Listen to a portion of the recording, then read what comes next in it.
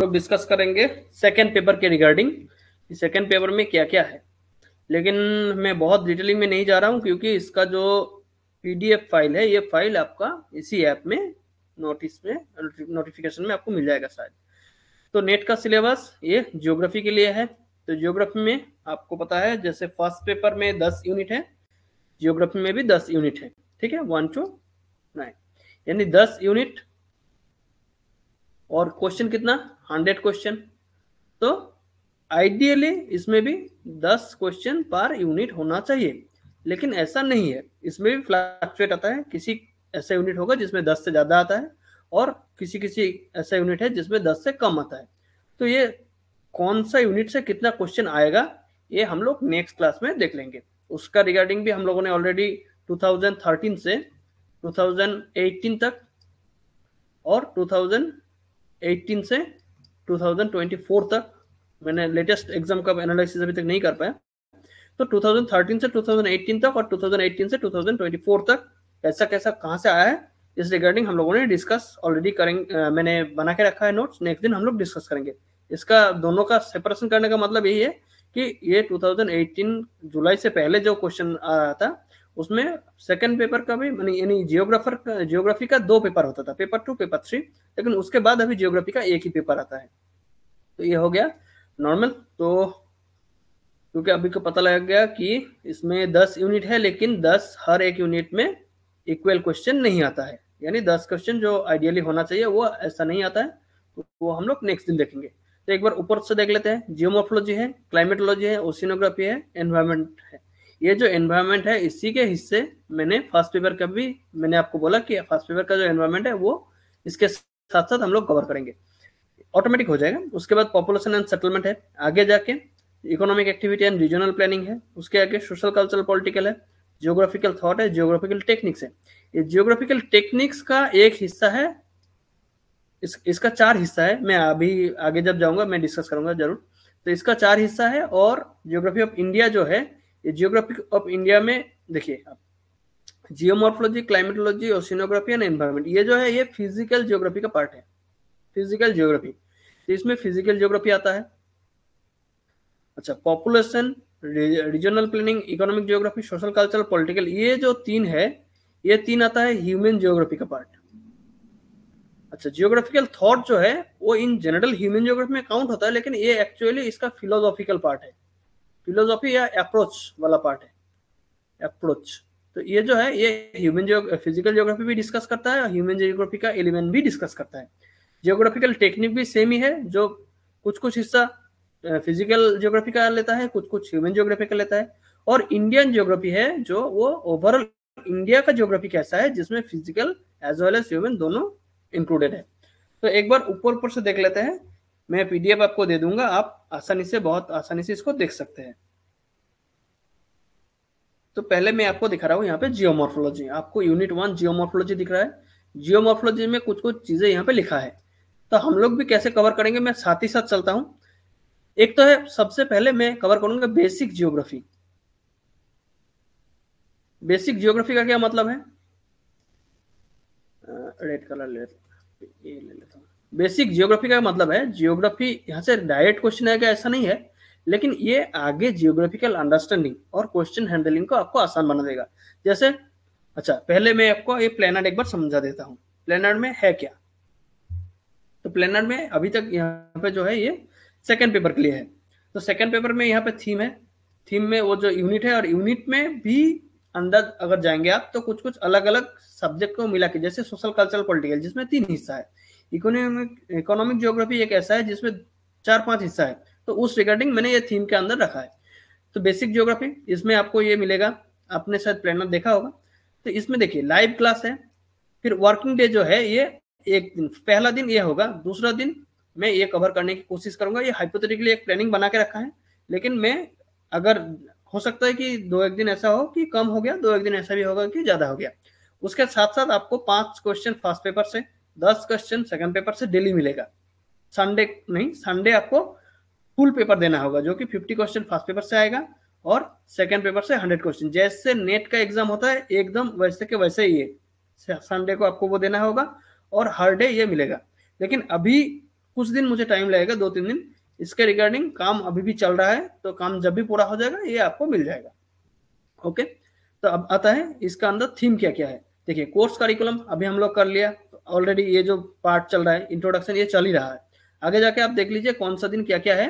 तो ये यहाँ पे बेसिक है, यहाँ पे वर्ल्ड मैप का बेसिक है। वर्ल्ड मैप का बेसिक करने का मतलब यही है कि आगे जाके जब जियोग्राफी का कुछ एग्जाम्पल देंगे तो आपको आइडेंटिफाई करने आसानी हो कि ये वाला हिस्सा वहां पे है, ये इस कंटिनेंट में है, ये इस कंट्री में है, तो वो आसानी के लिए हम लोग इसको देखेंगे। लेकिन ये वर्ल्ड मैप का जो हिस्सा है अभी हम लोग देखेंगे, उसके साथ साथ आगे भी जब जाएंगे तब भी उसको रिपीट करेंगे, ताकि ये बहुत अच्छी ढंग से आपका माइंड में बैठ जाए।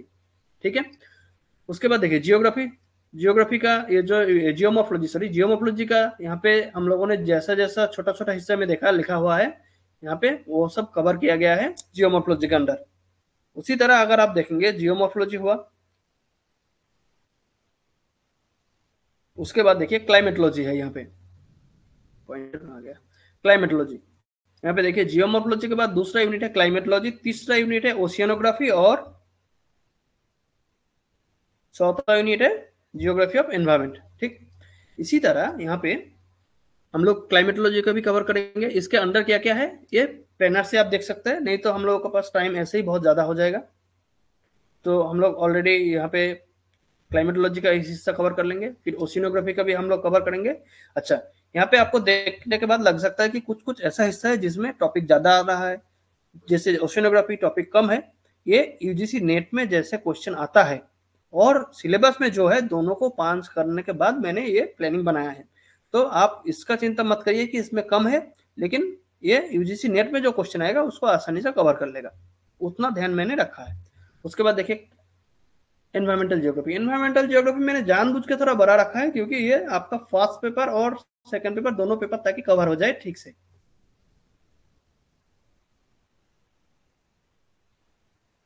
उसके बाद देखिए सॉयल जियोग्राफी। सॉयल जियोग्राफी हालांकि हम लोगों का सिलेबस में अलग से नहीं है, लेकिन सॉयल जियोग्राफी एनवायरमेंटल जियोग्राफी का एक छोटा सा हिस्सा है, या फिर एग्रीकल्चर के साथ भी रिलेटेड है, तो हम लोग पढ़ेंगे।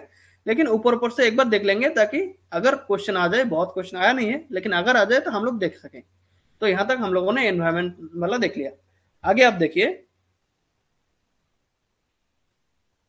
आगे हमारे पास है पॉपुलेशन एंड सेटलमेंट। इसमें एक है पॉपुलेशन जियोग्राफी, दूसरा है सेटलमेंट जियोग्राफी। लेकिन सेटलमेंट जियोग्राफी में भी एक चंक का बहुत बड़ा पोर्शन जो है वो अर्बन जियोग्राफी में आता है, ये अर्बन जियोग्राफी में आता है। तो सेटलमेंट हो गया, पॉपुलेशन। सेटलमेंट का दो हिस्सा मान सकते हैं, नॉर्मल सेटलमेंट या फिर कुछ कुछ ओवरऑल जनरल जो है उसमें रूरल के ऊपर ज्यादा फोकस किया गया है, और अर्बन।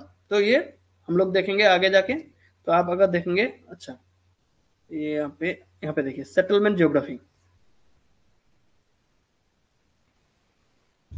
तो यहाँ पे देखिए सेटलमेंट जियोग्राफी, और सेटलमेंट जियोग्राफी में ये जो पोर्शन है ये हम लोग अर्बन के ऊपर फोकस किया है, और उसके आगे जाके पॉपुलेशन जियोग्राफी हम लोग उसी हिसाब से देखा है। सेटलमेंट एंड पॉपुलेशन दोनों हो गया। आगे जाके अगर आप देखेंगे तो इसमें है geography of economic activities and regional planning, यानी economic geography and regional development and planning. इसमें देखिए इकोनॉमिक जियोग्राफी,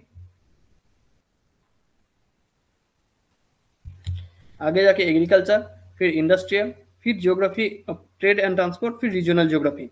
अगर आप हमारा प्लानिंग देखेंगे तो प्लानिंग में भी वैसा ही है।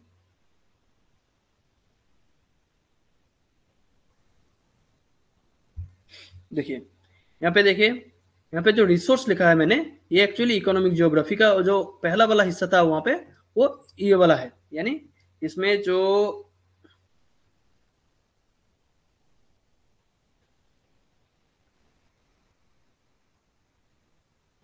इसमें जो ये इकोनॉमिक वाला लिखा है, ये एक्चुअली मैंने यहाँ पे रिसोर्स लिखा है। आप अगर देखेंगे तो नेचुरल रिसोर्स, तो ये रिसोर्स वाला हिस्सा, ये जो रिसोर्स जियोग्राफी है ये यहाँ पे है। ट्रेड एंड ट्रांसपोर्ट वहां पे भी है था, यहाँ पे हम लोगों ने ले लिया। इंडस्ट्रियल जियोग्राफी ले लिया, एग्रीकल्चर जियोग्राफी ले लिया। रीजनल प्लानिंग जो है वो एकदम नीचे लिखा है।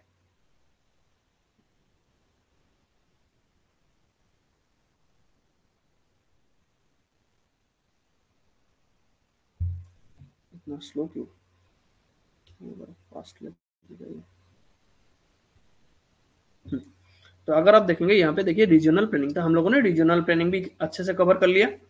और आगे जाके हम लोग यहाँ पे देखेंगे उसके बाद देखिए सोशल, कल्चरल, पॉलिटिकल। यहाँ पे देखिए कल्चरल एंड सोशल एक साथ दिया है, पॉलिटिकल एक साथ दिया है। हम लोगों के पास भी सोशल, कल्चरल, पॉलिटिकल है, कल्चरल, पॉलिटिकल और ये है सोशल।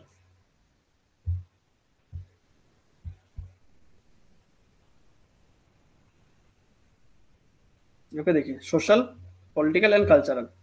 आगे जाके हम लोग यहाँ पे देखिए, अच्छा मैं जल्दी में जाता हूँ क्योंकि टाइम ऐसे भी आप बाद में देख सकते हैं। तो इस रिगार्डिंग अगर देखेंगे तो सोशल, कल्चरल, पॉलिटिकल हो गया। आगे जाके है जियोग्राफिकल थॉट और फिर जियोग्राफिकल टेक्निक्स। और टेक्निक्स को अगर आप यहाँ पे अगर देखेंगे तो 4 हिस्सा है, 4 पार्ट्स है इसमें। हम लोग उस हिसाब से कोर्स को डिजाइन किया है। आगे जाके आपको मैं बोलता हूँ जब प्लानिंग में जाएंगे। और नेक्स्ट है जियोग्राफी ऑफ इंडिया। तो यहाँ पे देखिए इंडियन जियोग्राफी है, फिर जियोग्राफिकल थॉट, और अब अगर टेक्निक का बात करेंगे तो ये हो गया कार्टोग्राफी। आगे जाके रिमोट सेंसिंग, फिर बेसिन मॉर्फोमेट्री, और आगे जाके है स्टैटिस्टिक। यानी ये जो 4 पार्ट मैंने वहां पे बोला, यानी यहाँ पे जो जो सिलेबस में है हम लोग वो सिलेबस पूरा कवर कर रहे हैं, हमारा प्लानिंग उस हिसाब से है। लेकिन यहाँ पे एक बात आपको फिर से मैं, छोटा सा बात है, जैसे कि 10 यूनिट है और 100 क्वेश्चन है, तो हर एक यूनिट में 10 क्वेश्चन नहीं आता है। उसी तरह सिलेबस में जो जो चीजें मेंशन है सिलेबस में, जरूरी नहीं कि उस सबसे भी क्वेश्चन एकदम सिमेट्रिकली आता है, इक्वल पोर्शन में आता है, ऐसा नहीं है। कुछ कुछ ऐसा हिस्सा है जिसमें क्वेश्चन ज्यादा आता है, कुछ कुछ ऐसा भी हिस्सा है जिसमें क्वेश्चन बहुत कम आता है। तो मेरा जो प्लानिंग है यहाँ पे, प्लानिंग भी उस एस्पेक्ट से बना गया है, जो ज्यादा आता है उसको पहले कवर करेंगे, उसको ज्यादा टाइम देके कवर करेंगे, और कम आता है उसको थोड़ा कम टाइम में जल्दी फास्ट फास्ट जाएंगे। तो अगर ऐसा हो आपको मिले कि हमारा सिलेबस में है लेकिन यहाँ पे प्लानिंग में नहीं है, तो उतना पैनिक होने की जरूरत नहीं है। हालांकि आप मुझे नोटिफाई जरूर करें कि इसको क्या इंक्लूड कर सकता है। आप मुझे नोटिफाई करेंगे तो मैं फिर से देखूंगा कि इसको इंक्लूड किया जा सकता है कि नहीं। ओके, तो हम लोगों ने प्लानिंग देख लिया। ओके, ये नेक्स्ट दिन का है। तो अभी प्लानिंग वाला हिस्सा हम लोगों का ओवर। अभी आता है पीपीटी में। ओके, तो एक बार मुझे कंफर्म कीजिए कि यहाँ तक समझ में आया जियोग्राफी सिलेबस में क्या क्या है और हम लोग क्या करने जा रहे हैं, उस प्लानिंग उस रिगार्डिंग। क्या आपको अभी तक समझ में आया 1 2 कुछ भी?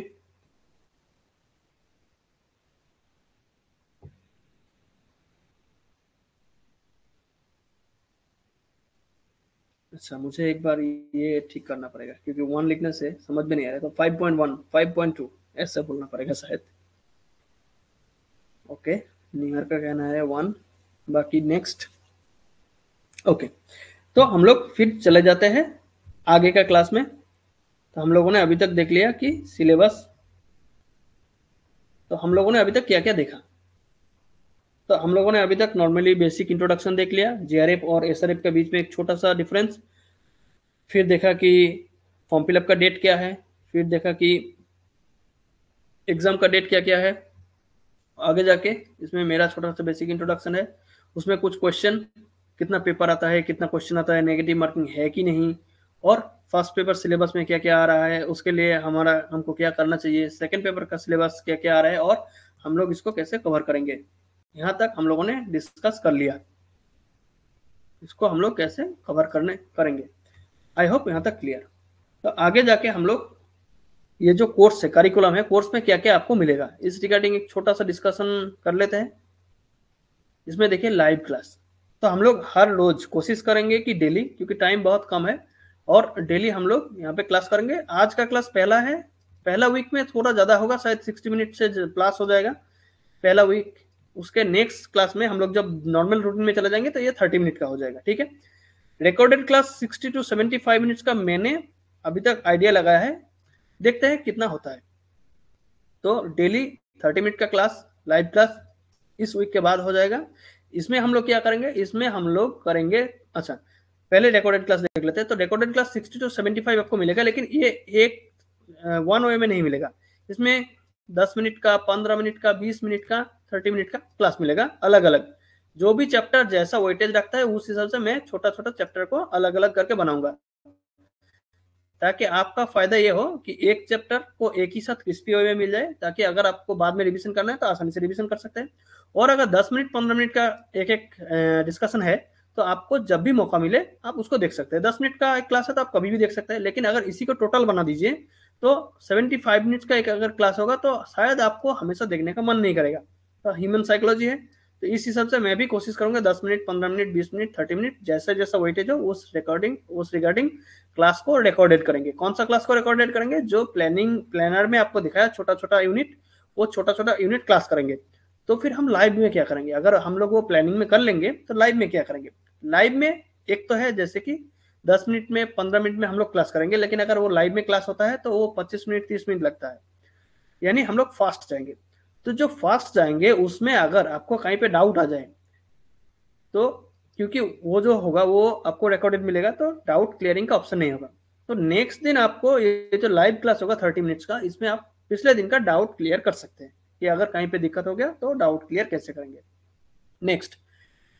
नेक्स्ट हम लोग करेंगे कि वो जो हम लोगों ने देखा है पढ़ा है उससे क्वेश्चन कैसे आता है। एक तो है क्वेश्चन कैसे आता है और दूसरा है क्या हम खुद वो क्वेश्चन बना सकते हैं, क्या हम वो क्वेश्चन बना सकता है, ये भी मैं आपको सिखाऊंगा। और जब आप ये सीख जाएंगे कि किसी भी पर्टिकुलर चैप्टर से कैसे क्वेश्चन आता है और कैसे इसमें क्वेश्चन बना सकते हैं, तो आप खुद से जब भी वो पैराग्राफ वो चैप्टर पढ़ेंगे तो आपका मन अचानक बैक ऑफ द माइंड में वो चलेगा कि यहाँ से क्या क्या क्वेश्चन पूछ सकता है, कैसे क्वेश्चन फ्रेम हो सकता है। तो आप बहुत सीरियस होकर पढ़ेंगे और कोई भी एलिमेंट बाद नहीं जाएगा, छूटेगा नहीं। इन जनरल क्या होता है, इन जनरल आपको अगर नॉर्मल है कि कौन सा क्वेश्चन आएगा आपको पता नहीं है तो आप जितना सीरियस होकर पढ़ेंगे, अगर आपको ये पता लग जाए कि यहाँ से क्वेश्चन बन सकता है तो आपका सीरियसनेस भी बन जाएगा। और अगर क्वेश्चन बनाना आप सीख जाएंगे धीरे धीरे, एक दिन में नहीं होगा, और अगर आप क्वेश्चन बनाना धीरे धीरे सीख जाएंगे तो एग्जाम हॉल में भी क्वेश्चन का आंसर करना आपको आसानी से हो जाएगा। इसको बोलते हैं एक्टिव रिकॉल। क्या बोलते हैं इसको? Active recall. तो ये जो टेक्निक है एक्टिव रिकॉल, ये हम लोग धीरे धीरे सीखेंगे। आगे आने वाली क्लास में मैं इसको और बहुत आसानी से इसको डिस्कस भी करेंगे और पूरा उंगली पकड़ के मैं लेके जाऊंगा। यहाँ पे आपके साथ कुछ पुराना स्टूडेंट भी है, उन लोगों को ये पता है कि एक्टिव रिकॉल कैसे बनाता है। हालांकि उन लोगों को मैंने सिर्फ यहाँ तक ही सिखाया कि कैसे क्वेश्चन बनाता है। आगे इस बार जो हम लोग करेंगे, इस बार हम लोग एक्टिव रिकॉल टेक्निक भी सीखेंगे और कौन सा चीज पढ़ना है वो भी पढ़ेंगे। यानी जो भी पढ़ना है वो मटेरियल भी हम लोग देखेंगे, यानी व्हाट जो है वो भी कवर करेंगे, और उसके साथ साथ कैसे पढ़ना है वो भी कवर करेंगे, यानी हाउ प्लस व्हाट, ये दोनों एस्पेक्ट हम लोग इसी कोर्स में कवर करेंगे। ये व्हाट वाला जो हिस्सा है वो हम लोग रिकॉर्डेड क्लास में आपको मिल जाएगा, और ये हाउ वाला जो हिस्सा है ये आपको लाइव क्लास में मिलेगा। तो लाइव क्लास 30 मिनट का होगा, बहुत छोटा होगा, और रिकॉर्डेड क्लास छोटा छोटा सेगमेंट में कई हिस्सों में आपको मिलेगा। ओके, मॉक एंड पीआईक्यू का क्या मामला है? मैंने आपको पहले ही बोला कि अगर डेली आपको मिलेगा, डेली अगर फर्स्ट पेपर को देखेंगे तो 5 क्वेश्चन, और अगर सेकंड पेपर को देखेंगे तो इसमें 10 क्वेश्चन डेली आपको मिलेगा, आपको वो करना है। उसके साथ साथ वीकली हम लोग पूरा नेट में जैसा क्वेश्चन आता है 50 प्लस 100 यानी 150 क्वेश्चन 180 मिनट्स, 150 क्वेश्चन 180 मिनट्स, ये हम लोग देखेंगे। तो नेट आते आते ये इतना जो पैनिक होता है कि एक अचानक हमको 150 क्वेश्चन करना है, वो आते आते वो छूट जाएगा। और जब भी आप ये 50 और 100 क्वेश्चन करेंगे वीकली, आपको वो चीज भी ध्यान में रखना है कि आप हालांकि एक साथ देंगे, लेकिन आपको याद में ये रहना चाहिए कि 50 ये फर्स्ट पेपर जो है वो अलग एग्जाम है, सेकंड पेपर जो है वो अलग एग्जाम है। जो भी एग्जाम देके आया है, पिछले बार भी देके आया है, आप उससे पूछ के देखिए कि ये बहुत छोटा सा चीज है लेकिन इसका काम बहुत बड़ा है। अगर किसी वजह से आपका फर्स्ट पेपर खराब भी हो जाए तो सेकंड पेपर में उसका इफेक्ट नहीं आएगा। और इसके लिए प्रैक्टिस आपको शुरू से मेंटली करना है। फर्स्ट पेपर अलग, सेकंड पेपर अलग, वो वीकली आपको टेस्ट मिल जाएगा, डेली आपको मिलेगा, वो आपको देखना है। मेंटरशिप 1 to 1, इसका क्या मतलब? इसका मतलब इसमें रिगार्डिंग मैं मेंटर हूं आपका, तो मेरा नाम जॉयंत है, मैं एक मेंटर हूं, और एक मेंटर है उसका नाम है परिस्मिता। तो अगर बहुत ज्यादा स्टूडेंट आ जाए तो फिर परिस्मिता का हेल्प लूंगा, नहीं तो मैं जितना हो सके मैं खुद कोशिश करूंगा कि आपका मेंटरशिप के लिए आपके लिए बात करूं। इसका मतलब क्या है? ये 1 to 1 मतलब आपको कभी भी प्रॉब्लम हो आप हमसे कनेक्ट कर सकते हैं और हम आपको पर्सनली आपका जो प्रॉब्लम है सुनेंगे और आपको सलाह देंगे, बात करेंगे, जो भी है। क्योंकि हम लोग अभी जो क्लास कर रहे हैं, क्लास में एक साथ बहुत बच्चा होता है और एक अपना गलती दूसरे के सामने बोलने में थोड़ा शर्माता है। तो आपके लिए 1-to-1 मेंटरशिप रहेगा, आप डायरेक्ट हमसे कांटेक्ट कर सकते हैं। लेकिन इसके रिगार्डिंग एक छोटा सा रिक्वेस्ट है, आप मेरा व्हाट्सएप नंबर है, आपका ग्रुप में ही है, वो ग्रुप में जो व्हाट्सएप नंबर है, या तो ग्रुप में या फिर पर्सनली मुझे एक चीज बोलेंगे कि आई नीड ए कॉल, यानी आपका मेंटरशिप का कॉलिंग चाहिए, मेंटरशिप का कॉलिंग चाहिए, ये लिखेंगे। और दूसरा है सब्जेक्ट, यानी किस बारे में आप जानना चाहते हैं उसके रिगार्डिंग छोटा सा एस्पेक्ट देंगे, ये व्हाट्सएप में भेजेंगे आप। और मैं उसके नेक्स्ट दिन, मुझे जब भी मौका मिलेगा, मैं आपको कनेक्ट कर लूंगा फोन के थ्रू, ठीक है? आप तब फोन में बात कर सकते हैं, लेकिन हर टाइम मेरे लिए पॉसिबल नहीं होगा कि आपके साथ फोन में बात करूं। तो आप मुझे व्हाट्सएप में नोटिस करेंगे और जब भी मुझे मौका मिले मैं आपको डायरेक्ट फोन में बात कर लूंगा। तो अभी तक हम लोगों ने देख लिया कि ये कोर्स के रिगार्डिंग हम लोग कैसे कैसे जाएंगे। तो इसके बाद शायद और बहुत ज़्यादा डिस्कशन नहीं है, ये आपको पता ही है। आप जब अब मैं दे दूंगा आपको ये पीडीएफ, तो आपको तब भी आसानी से पता लग जाएगा। तो फिर मैं बहुत जल्दी जाता हूँ। इसमें क्या है, इसमें है जियोग्राफी का डेफिनेशन। रिचर्ड हार्डसन एक जियोग्राफर्स हुआ, बहुत बड़ा जियोग्राफर्स। उसका कहना है geography is concern with accurate, orderly, rational description and interpretation of the variable characteristics of the earth surface। ये जो variable characteristics of the earth surface बोला है, इसमें बोथ एलिमेंट है, ह्यूमन एंड फिजिकल। हडसन का कहना था अगर हम ह्यूमन और फिजिकल को अलग कर देंगे तो जियोग्राफी का जो मेन कंसेप्ट है वो गायब हो जाता है। तो ह्यूमन और फिजिकल दोनों को accurate, orderly, rational description and interpretation. Okay, ये जियोग्राफी में बहुत फास्ट जा रहा हूँ क्योंकि ये हम लोग आगे जाके भी डिस्कस करेंगे, और क्योंकि क्लास भी शायद 1 घंटे से ऊपर हो गया तो आपको टाइम में थोड़ा इशू हो सकता है। जियोग्राफी का अगर बात करेंगे तो आता है लिथोस्फीयर, एटमोस्फियर। अच्छा, कलर चेंज कर लेते हैं क्योंकि ये सेम कलर ही है तो उतना।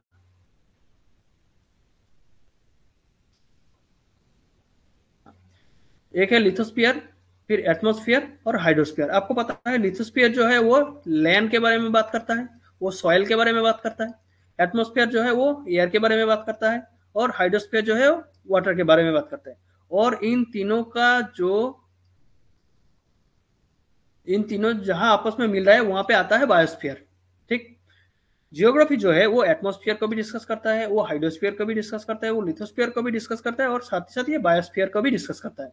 और बायोस्फीयर में यानी जियोग्राफी जो है वो ह्यूमन और एनवायरमेंट का रिलेशनशिप को डिस्कस कर रहा है। और अगर वो ह्यूमन के ऊपर ज्यादा फोकस कर रहा है तो वो हो गया ह्यूमन जियोग्राफी का एस्पेक्ट, और अगर वो एनवायरमेंट के ऊपर ज्यादा फोकस कर रहा है तो वो नेचर यानी फिजिकल का एस्पेक्ट। आपको पता है, ये बहुत ज्यादा नहीं जा रहा हूँ, ये फील्ड ऑफ जियोग्राफी है। इसमें देखेंगे आप, इसमें geomorphology, sorry climatology, oceanography, soil geography, phyto geography, जू जियोग्राफी, ह्यूमन इकोलॉजी। तो ये नीचे वाला जो हिस्सा है ये जियोग्राफी का एस्पेक्ट है। नीचे वाला जो है ये राउंड के अंदर जो है ये जियोग्राफी का एस्पेक्ट, और ये बाहर वाला जो हिस्सा है ये अदर डिसिप्लिन है जिसके साथ जियोग्राफी का किसी भी पर्टिकुलर ब्रांच का लिंक है। जैसे आप देखिए क्लाइमेटोलॉजी, क्लाइमेटोलॉजी जियोग्राफी का हिस्सा है, लेकिन मेट्रोलॉजी एक अलग ब्रांच है और ये मेट्रोलॉजी के साथ क्लाइमेटोलॉजी का लिंक है। यानी बाहर वाला जो है वो अलग डिसिप्लिन है, और उसके साथ मिलता जुलता जो डिसिप्लिन है वो नीचे लिखा गया है, और ये पूरा जो राउंड जो सर्कल है इसके अंदर जो भी है वो जियोग्राफी का हिस्सा है। अब आगे जाके देख लीजिए। ओके, यहाँ पे मैंने फिर ब्रांचेस लिखा है। देखिए, फिजिकल जियोग्राफी, ह्यूमन जियोग्राफी, उसके साथ साथ फिलोसॉफी जो एस्पेक्ट है, फिलोसॉफी में एक आता है थॉट और ह्यूमन इकोलॉजी। उसके बाद मेथड, मेथड में कार्टोग्राफी आता है, फील्ड सर्वे आता है, फिर क्वांटिटेटिव टेक्निक आता है, जियो इन्फॉर्मेटिक्स आता है, इसके साथ साथ बेसिन मॉर्फोमेट्री भी आता है। ओके, तो जियोग्राफिकल थॉट और ह्यूमन इकोलॉजी ये दोनों हो गया जियोग्राफी का फिलोसफी का हिस्सा। मेथड एंड टेक्निक हो गए ये दोनों। और ह्यूमन जियोग्राफी का अगर देखेंगे आप, social, cultural, population, settlement, economic. Economic का कई हिस्सा है, इसमें agriculture, tourism, infrastructure, industrial, trade and transport, service. Settlement का 2 हिस्सा है, रूरल, अर्बन। उसके बाद पॉलिटिकल जियोग्राफी, जैसे सोशल, कल्चरल, पॉलिटिकल एक है, हिस्ट्रिकल जियोग्राफी है। और अगर फिजिकल जियोग्राफी का देखेंगे तो आप geomorphology, climatology, hydrology, soil geography. उसके बाद एनवायरमेंट का अगर देखेंगे, ये फिजिकल और ह्यूमन इन दोनों का एस्पेक्ट को मिला के होता है एनवायरमेंट का हिस्सा। तो इसमें आता है प्लेन जियोग्राफी, जू geography, ecology and environmental geography. क्योंकि अगर आप देखेंगे तो इसमें ह्यूमन एलिमेंट भी एस्पेक्ट आता है, और ह्यूमन कैसे नेचर के ऊपर डिपेंड करता है उसके हिसाब से ये एलिमेंट आता है। मैं बहुत ऊपर से जा रहा हूँ क्योंकि ये एनसीईआरटी का है और आप बहुत आसानी से इसको जानते भी है, इतना दिन से यही पर क्या है। तो इसमें अगर देखेंगे आप रीजियोनल एस्पेक्ट, ये तो ब्रॉड जनरल हो गया, ये एक दूसरा अप्रोच है। अगर हम रीजियोनल अप्रोच से देखेंगे तो इसका क्या क्या हिस्सा हो सकता है, तो इस रिगार्डिंग ये जो डिस्कशन है ये यहाँ पे है। अच्छा, अब दूसरा बात आता है कि इसको पढ़ने के लिए हमको कौन सा बुक फॉलो करना है। मैं हमेशा नोट्स से पहले बुक को फॉलो करना पसंद करता हूँ। अगर आप मुझे बोलेंगे कि नोट्स फॉलो करें या बुक फॉलो करें, तो मैं बोलूंगा ये हमेशा बुक ज़्यादा इंपॉर्टेंट है नोट्स से, यानी आपको बुक फॉलो करना है। लेकिन क्योंकि हमारे पास कम टाइम है तो हम लोग को नोट्स जरूरी है, क्योंकि 2 महीने में आप अगर पूरा बुक पढ़ेंगे तो पॉसिबल नहीं है। फिर भी अगर बुक पढ़ना है तो एक बार देख लेते हैं क्या क्या बुक पढ़ना है। जियोमॉर्फोलॉजी शविंदर सिंह, क्लाइमेटोलॉजी DS लाल। मैं इसमें जो है मैं एक स्टैंडर्ड बुक लेके चल रहा हूँ। ये दूसरा स्टैंडर्ड बुक भी आप इसके साथ मार्च कर सकते हैं या फिर दूसरा स्टैंडर्ड बुक भी फॉलो कर सकते हैं, क्योंकि 80 to 90% जो अंदर जो डिस्कशन है वो सेम ही है। उसका लैंग्वेज अलग है, एग्जाम्पल अलग होगा, लेकिन कंटेंट लगभग लगभग सेम होगा। तो जियोमॉर्फोलॉजी शविंदर सिंह, फिर क्लाइमेटोलॉजी DS लाल, फिर ओशिनोग्राफी शविंदर सिंह, फिर सॉयल जियोग्राफी देख सकते हैं आप, बायो जियोग्राफी देख सकते हैं आप, एनवायरमेंटल जियोग्राफी शविंदर सिंह का। उसके बाद पॉपुलेशन जियोग्राफी देखेंगे तो RC छंदा का, settlement geography Sumita Ghosh, social Azizuddin Ahmad, फिर cultural DS Maurya, political geography Sudipta Adhikari. फिर आता है एग्रीकल्चरल जियोग्राफी, जो कि आपने इकोनॉमिक जियोग्राफी का हिस्सा देखा। तो एग्रीकल्चरल जियोग्राफी, फिर इंडस्ट्रियल जियोग्राफी, फिर ट्रांसपोर्ट, फिर आता है रिसोर्स मैनेजमेंट, आगे जाके आता है, अच्छा ये जो है एडवांस एनवायरनमेंट, ये पूरा मिला के आता है, एक ही बुक में पूरा कवर करता है। और रीजनल जियोग्राफी है चांदपुरी का। अगर आप देखेंगे आगे,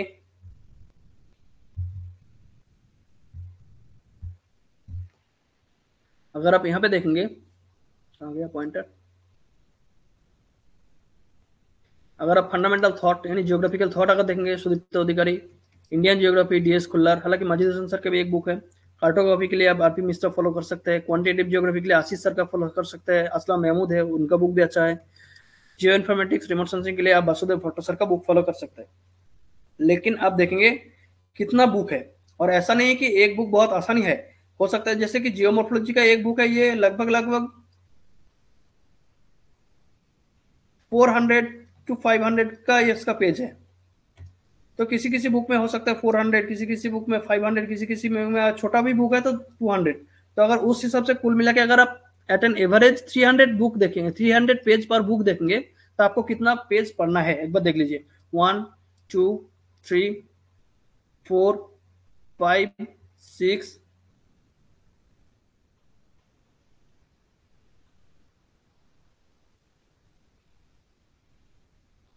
7 8, इंटरेस्टिंग कलर कहाँ गया, 7 8 9 10 11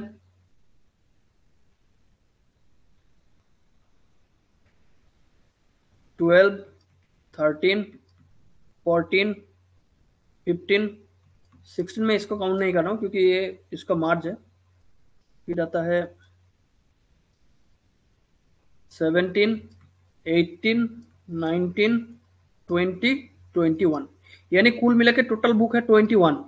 अगर आप 200 करके पेज भी पकड़ ले, जैसे हम लोगों ने पहले 300 देखा, अगर 200 पेज भी पकड़ लेंगे तो आप 4200, आपके पास टाइम है 6 मंथ। अगर आप इस हिसाब से देखेंगे तो आपको एक दिन में पर डे आपको बुक पेज कितना पढ़ना पड़ेगा, 70 पेजेस हो जाएगा।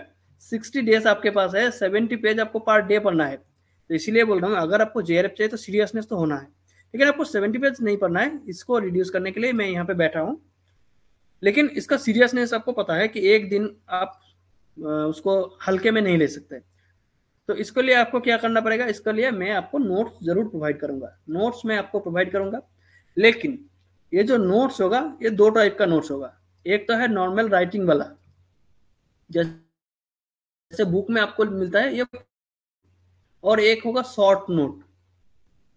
शॉर्ट नोट दोनों का अंतर क्या है, ये जो फुल राइटिंग में नोट होगा ये नोट आपको पीडीएफ फॉर्मेट में आपका वो जो सेक्शन है उसमें मिल जाएगा।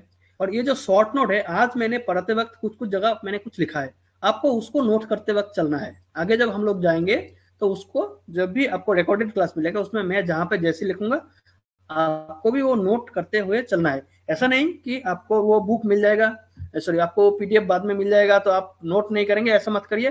क्योंकि अगर नोट आपके पास रहेंगे और अपने कॉपी में रहेंगे तो आप उसको आसानी से समझ भी पाएंगे और पढ़ने में भी थोड़ा आसान होगा।